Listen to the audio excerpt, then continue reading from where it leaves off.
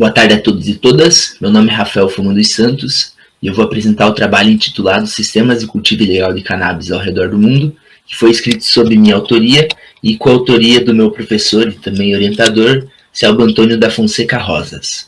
Existe uma problemática relacionada ao estudo espacial dos cultivos ilegais de cannabis, porque justamente eles são ilegais e por conta disso eles não eram para ocorrer e não existem dados que regissem quanto de droga ilegal é produzida. Então, esse trabalho compra esse desafio de tentar representar a espacialidade ou discorrer sobre a espacialidade dos cultivos ilegais de cannabis. A cannabis é uma planta que aqui o que nos interessa é que ela dá origem a duas drogas principais, que é a maconha, que são as flores secas da cannabis, e o haxixe, que é uma extração dessas flores onde tem o princípio ativo mais concentrado.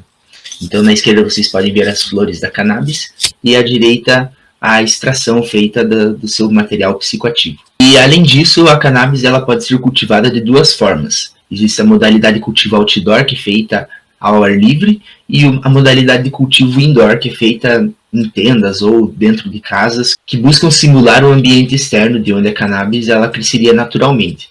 A diferença das duas modalidades é que a primeira você pode praticamente não investir nada no cultivo e ele vai crescer naturalmente, e o segundo é uma opção para países em que o clima não é muito favorável para o cultivo de cannabis, mas que ao mesmo tempo eles dispõem de tecnologia e recursos financeiros o suficiente para investir no cultivo indoor. Através de revisões bibliográficas sobre pesquisas que abordam a questão da espacialidade dos cultivos ilegais de cannabis, nós percebemos que a produção ilegal de cannabis ocorre através de fluxos e que, ao mesmo tempo, essa espacialidade ela é caótica, ela é sensível à interação com atores externos, como a ação do Estado, outros grupos criminosos, a demanda do mercado consumidor. Todos esses atores influenciam em como que essa espacialidade vai ser tomada. Isso altera os locais de produção, altera as rotas de escoamento da produção, e é por isso que a gente adota um modelo sistêmico para analisar como ocorre essa espacialidade. Então, para basear nosso conceito, nossa categoria de análise espacial, nós percebemos que a espacialidade de produção ilegal de cannabis se comporta como um conjunto de elementos em interação, e essa definição, segundo Bertalanffy, constitui um sistema. E, de acordo com esse mesmo autor, existem sistemas abertos e sistemas fechados. Os sistemas abertos, eles trocam energia com o ambiente externo e essa interação faz com que esse sistema se adapte, se conserve ou se degrade de acordo com essa interação com o ambiente externo. E é por isso que ele é denominado sistema aberto, porque a relação com outros sistemas vai interferir na sua organização. E existem sistemas fechados que, no caso, eles não têm tanta interação assim com o ambiente externo, de modo que sua organização interna não depende da relação com o ambiente externo. Então a gente entende que o cultivo ilegal de drogas ele se comporta como um sistema aberto, porque a interação com o Estado, com outros grupos criminosos e com o mercado consumidor vai definir os locais de produção de drogas, de comércio e suas rotas de escoamento. E também, de acordo com Milton Santos, ele define o espaço geográfico, em 1996, como uma soma indissolúvel entre sistemas de objetos e sistemas de ações. Os sistemas de objetos seriam a natureza modificada pelo trabalho, e os sistemas de ações seria o Estado, seria o homem, a cultura, tudo aquilo que vai determinar como esses objetos serão utilizados e transformados pelo homem, definindo assim o espaço geográfico. Isso é importante entender, porque o Estado, as organizações criminosas e o mercado consumidor vão determinar as formas como a produção de cannabis, as rotas de escoamento e os mercados consumidores serão determinados. Então, através da revisão bibliográfica, nós aplicamos esses conceitos para identificar os sistemas de cultivo ilegal de cannabis ao redor do mundo. Bom, aqui é o mapeamento global, vocês podem ver que, embora nós tenhamos alguns fluxos intercontinentais, a maioria dos sistemas de cultivo ilegal de cannabis, eles ocorrem em uma escala mais localizada. E esse mapa, como vocês podem ver, ele está tentando mapear os sistemas de cultivo ilegal de cannabis, que ocorrem principalmente pela produção de maconha, que está sendo representada pelos vetores verdes, e pela produção de haxixe, que está sendo representado pelos vetores marrons. Nós podemos ver que todos os países do mundo, de certa forma, foram representados nessa análise. A Rússia é um país com grande expansão territorial, mas nós mencionamos que ele é um grande produtor de cannabis, que também dá conta da produção e da demanda interna do país. O Canadá é um país legalizado, e ali a China, o Japão, nós não encontramos dados referentes a esses países, e o norte da África é onde está localizado o deserto do Saara, e não existe um solo fértil para produzir cannabis nessa região. Dentro de certos condicionantes geográficos, solo fértil, clima propício, estado fraco, ou formas de contornar esse estado, né, como, por exemplo, a disposição para investir no cultivo indoor, os sistemas de cultivo ilegal de cannabis ocorrem de forma aleatória no espaço, ou seja, dentro desses condicionantes que vão determinar, por exemplo, que Marrocos seja um grande produtor de haxixe, dentro desse espaço, as localizações do cultivo, de escoamento de produção e o mercado consumidor vão ser determinados pela influência de autores como o Estado, a interação com outros grupos criminosos ou a emergência de mercados consumidores.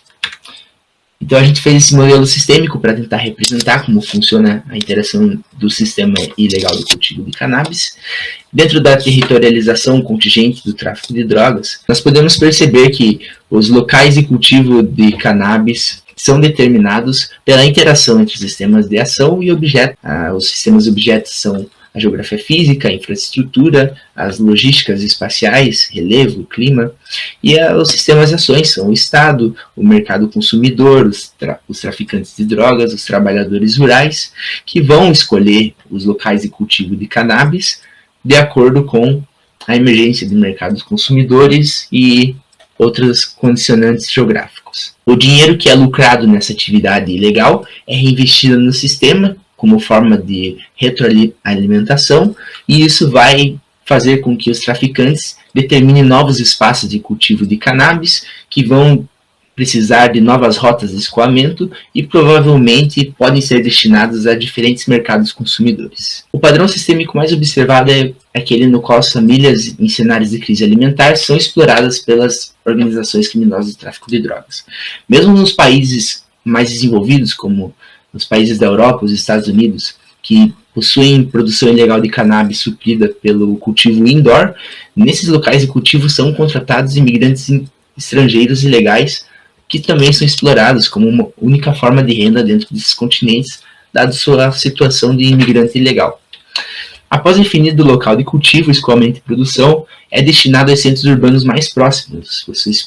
Se vocês observarem no mapa, os cultivos e os fluxos não costumam atravessar grandes espacialidades. E normalmente a produção de cannabis é destinada a grandes cidades e países subdesenvolvidos. E os países desenvolvidos têm sua demanda suprida pela produção interna. A única exceção é a importação de haxixe, que a produção europeia ainda depende da produção asiática e africana para suprir sua necessidade de consumo de haxixe. E a emergência de um mercado, a ação repressiva do Estado e outras facções criminosas podem alterar a rota de escoamento e o local de destino dessa produção, tornando a espacialidade dos cultivos ilegais de cannabis sensível a distúrbios externos. Parte do lucro é reutilizado para realizar outra safra, encontrar novos espaços de produção que vão ter suas rotas e mercados consumidores determinados pela interação com atores externos. A metodologia adotada permitiu mapear e discutir sobre sistemas de cultivo ilegal de cannabis ao redor do mundo.